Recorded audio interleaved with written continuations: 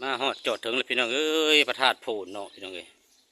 เดินทางมาแต่ไกลมานี่มาแต่เมืองวีระบุรีเนาะบอลอนชาแนลได้มาเยี่ยมยามถามข่าวบ้านเกิดเมืองโนนแล้วก็ได้มาแวะกราบมันสการกราบไหว้ขอพรนำพระแทนคำเหลืองเพิ่นเนาะมื้อนี้เนาะบรรยากาศก็ดีพี่น้องเอ้ยว่าแจ้งดาวขาวมื้อนี้นี่คือละคลองใหญ่พี่น้องนี่คือหอกองเนาะหอกองเด้อพี่น้องเด้อ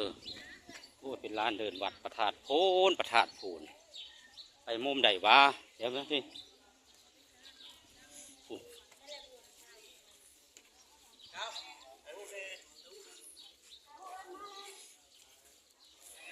คอยวัดสิท่าอยู่หักคอยนั่งหาคู่ท่ายน้ำบ่ได้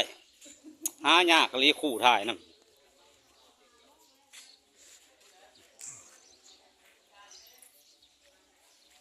มาพี่เนี่ยเอาบูชาเอาแต่ทูบนี่ก็ได้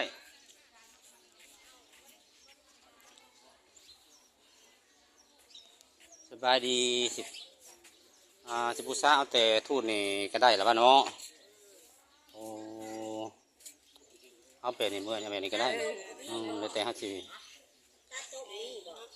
ดูวันอะไรวะปัจจัยนี่ต้องแบบใดหรือว่าแบบอันนี้นะฮะโอเคโดยเข้าใจโอเคอันนี้ห้าเนาะโดยโอเคนั่นแหละขนาดเองเอาเนี่ยเอาแต่นี้ก็ได้แล้วแต่ศรัทธาเขาจะเอาแต่นี้ก็ได้ไปไหว้เพิ่นขอพรเพิ่นเนาะโอเคเจ้าโดยเอาแบบนี้ก็ได้แล้วแต่เอาสามอันเนาะโอเค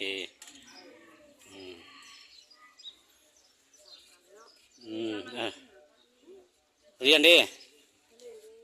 เอาสี่เลยลืมสี่เลยคนละอันคนละไม้แล้วก็เขาก็ไปยุหันเพิ่นจิจุดไว้ตลอดอยู่ที่น่ะเทียนเอาเลยหยิบเอาเลยหยิบเอาเลยมาเลยคนละอันเอามาเพื่อตัดตากล้องหน่อยจ้าโอเคไปทางในเพิ่นแหละมาฮอดเพิ่นแล้วก็ต้องไหว้ขอพรน้ำเพิ่นแหละเขาจะไปเข้าทางหน้าเพิ่นได้ปะทางพูดไปทางหน้าผมอ้อมไปก็ได้อ้อมไปทางหน้าผมทางทิศตะวันตกทางคลองผมก่อนขึ้นลานพระธาตุท่านหญิงต้องนุ่งสิ้นอ้าวหนูไม่มีสิ้นทำไงดีอ้าวหนูไม่มีสิ้นทำไงดีบ่เป็นยังกาไว้อยู่ข้างนอกก็ได้หรือเป็นมีสิ้นให้เศร้าบ่นี่เนาะโอ้มามุมนี่มาหอดจอดถึงแล้วพระธาตุโพนพี่น้องเอ้ยมาแต่กวงแต่ไกลบ่ใกล้จะปันได้พี่น้องเลยผ่ามลายสันภูเถอะสิมาหอดบ่เป็นที่ระลึกโอ้จังว่าแถวบ้านนะแม่นเลยบ่อยู่ในพวกก็ได้อยู่ท้ายแต่ถอดเกือบนางจุดอย่างนี้ก็ได้ลูกจุดถูกก่อนพี่มาจุดถูกอยู่พี่นี่เดี๋ยวโทษเด้อคนสุดท้ายลูกแป๊บนึงเอาเดี๋ยวจะเข้ากล้องให้เพิ่นได้มาพี่มาผมมองจุดถูกอยู่พุ่น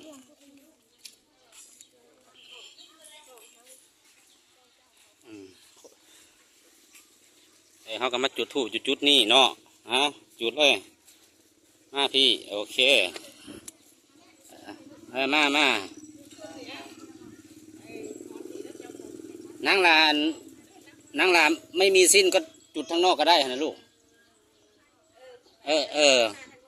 อุตส่าห์นอกก็ได้แล้วก็ถอดรองเท้าแล้วกับกาบายหันแล้วก็จุดนี้ก็ได้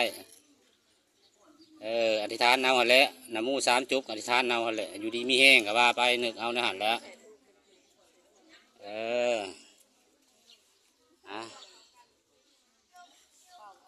ได้แล้วบ่เรียนแป๊บนึง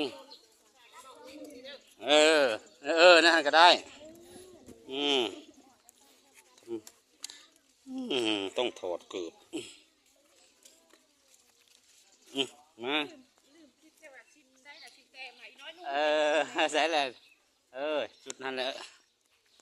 ไปทุเรียนก็มีบุญวัดศาสนาหลายมื้อมาไหว้ขอพรพระธาตุเจ้าแทนคำเหลืองอยู่ดีมีเฮงมาหอดจอดถึงทุเรียนนะจับกล้องให้ลุงเนี่ย มุมใดก็ได้มุมทางหนังก็ได้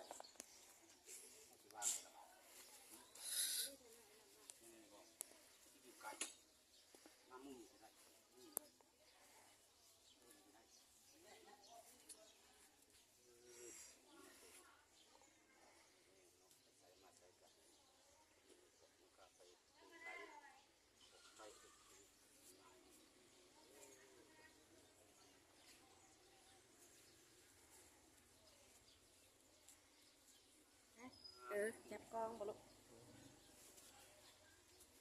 เอาสุดยอดเลยวางน้ำผึ้งเนาะเอา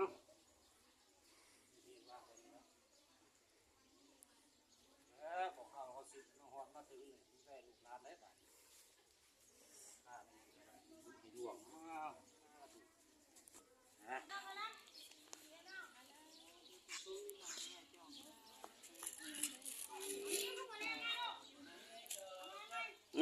โอเคงามหลายเพื่อนั่นเนาะโอเคเอาเลยซ้ำได้แล้วงามแล้วโอ้ขนาดพันงามแล้วโอ้โหดิ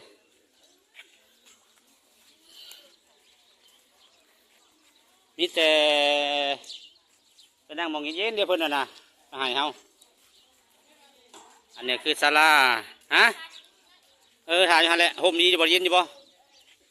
ถ่ายอยู่หั่นก็ได้เดี๋ยวขอจะหาถ่ายคลิปก่อนแป๊บนึงในศาลาคงทำหลังเก่าเพิ่นเฮ็ดหลังใหม่อยู่ทางพุ่นรู้สึกว่าผิวข่อยมันจะสุดยอดเลยมันร้อน